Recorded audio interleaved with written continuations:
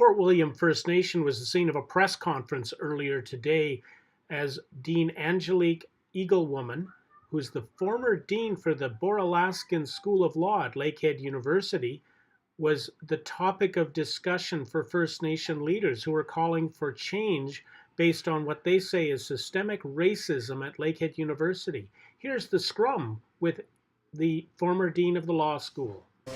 I guess first off, what do you think of this show of support from Fort William First Nation and other groups as well?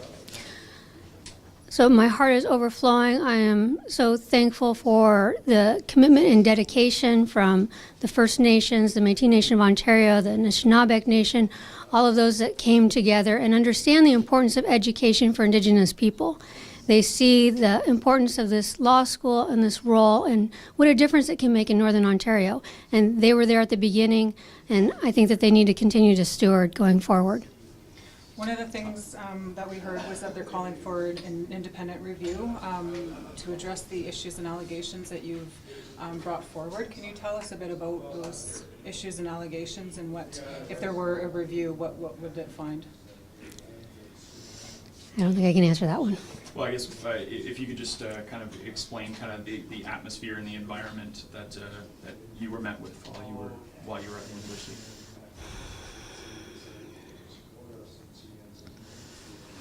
From the very beginning of my tenure as dean, I felt that there were certain staff and faculty members that were very resistant, and over time I began to see the systemic racism and called for cultural competency training within the Faculty of Law.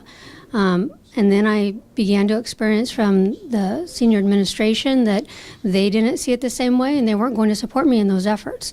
And so over time I felt like I was in an impossible situation with both the internal and the senior administration, and there was no light at the end of the tunnel.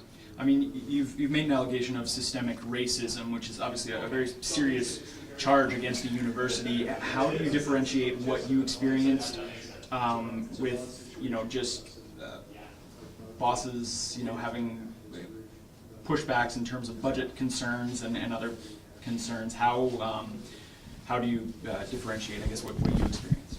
So systemic racism is based on the idea that there's a normative system in place that doesn't allow for a certain group to advance. And as the first Indigenous dean of a law school, I came into a situation where I was obviously the only Indigenous dean. And what I found from the people that reported to me and the people that I reported to is that they disregarded my opinions and didn't respect what I had to say. And as that happened over a period of time, I began to see that as an Indigenous woman, this could be the only explanation. You would expect that when a dean was challenged, when my authority was challenged internally, that the senior administration would absolutely give me the tools and the ability to respond. And in fact, I wasn't given that. I was told to placate. And so that led to even more acrimonious situations that I had to face. So you feel like a non-Indigenous person in that role would not have met those challenges? I felt like a non-Indigenous person in that role would absolutely have been supported in a way that I was not. What sort of, you mentioned resistance on the part of staff and faculty. What did that resistance look like? How were they resisting you or in your role? Yeah, I don't think I can answer that. What parts of the Indigenous mandate, are there any specific parts of that you felt were not being, when you were trying to push the Indigenous mandate, I guess, like you say, were there certain parts of that can you be more specific on that? So coming in as an Indigenous law scholar, I felt very strongly about supporting the Aboriginal Indigenous law mandate of the law school. So in furtherance of that, one of the things that we undertook was to wrap our arms around Dennis Franklin Cromartie High School. We felt that with the recent inquest into the 7 fallen feathers, that as a law school, it was important to let those young people know that there was support in this community for their bravery in coming to a new place to be educated, to get a high school education. They should be supported in that. So taking on things like that I thought were important at the law school. Another thing that I initiated at the law school was a conference on Aboriginal justice systems and looking at alternative ways that Indigenous law could come in and help Indigenous people who were caught up in the criminal law system. So in doing those types of things, I was criticized as only focusing on the Indigenous law mandate. And again, that idea that somehow this was an add-on and not a central part of the fabric of the law school.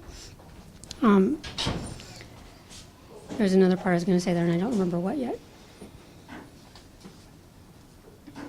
In terms of Oh, the other thing is, right now, when you look at the law school, all the Indigenous law scholars have left when I leave. And so we have an all non-Indigenous, non-racialized faculty who need to value Indigenous people so that it's a warm and welcoming environment, and the senior administration need to understand that as well. The law school, when it started, students actually were sleeping outside the president's office after the first year, protesting changes to the curriculum. They lost that fight in some ways, and now you've lost a fight as well. What does that say to you about Lakehead University? I think it's time to take the blinders off and the denial and start listening to Indigenous people. And that this press conference is obviously a step in that direction, and there's some very intelligent leadership here that should be listened to and can help guide this university to be the premier educational institution in Northern Ontario that Indigenous people are looking for. If they promised you that would happen, would you consider going back? I really don't see a light at the end of the tunnel at this point. I feel like too much has happened internally and with senior administration for me to truly believe that things are going to change. You say senior administration. Is there anyone in particular that you feel should be held accountable? I can't answer that. So as a woman, I know that we, as Indigenous women, came a long way from voting rights to where we are today. Do you feel that as a woman, you were discriminated?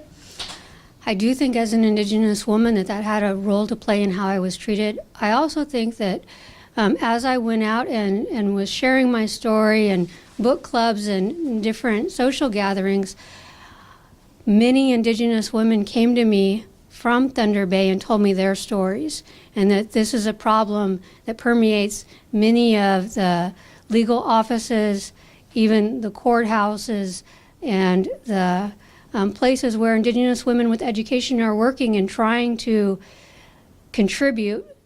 They face barriers and they face a lack of respect, which has to change for us all to move forward. There have been, I apologize, but I mean, there have been some allegations against you during your time there as well, in terms of there was a culture of, some people have described it as reverse discrimination as well. How would you, I would imagine you deny that. How would you respond to that, those allegations? So I don't believe there's a such thing as reverse discrimination. So discrimination in terms of human rights and racism and gender is based on underrepresented people.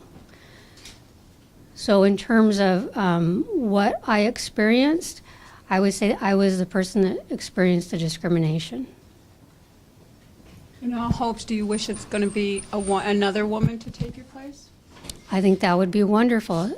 An Indigenous woman who could come in and carry forward the promise and potential of the law school would be a wonderful next step.